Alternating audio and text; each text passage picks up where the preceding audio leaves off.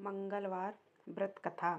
जो मनुष्य मंगलवार व्रत कथा को पढ़ता या सुनता है और नियम से व्रत रखता है, उसे हनुमान जी की कृपा से सब कष्ट दूर होकर सर्व सुख प्राप्त होता है और हनुमान जी की दया का पात्र बनता है। एक समय की बात है, एक ब्राह्मण दंपत्ति की कोई संतान नहीं थी, जिस कारण वह बेहद दुखी थे।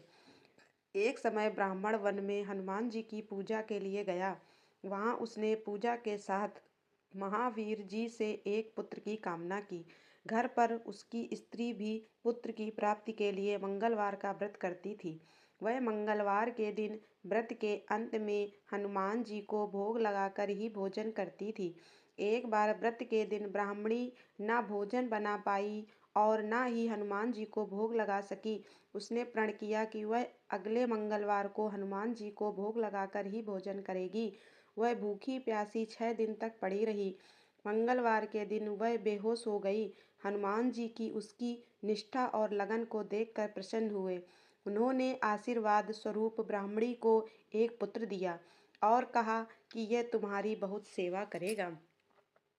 बालक को पाकर ब्राह्मणी अति प्रसन्न हुई। उसने बालक का नाम मंगल रखा। कुछ समय उपरांत जब ब्राह्मण घर आया तो बालक को देख पूछा कि वह कौन है।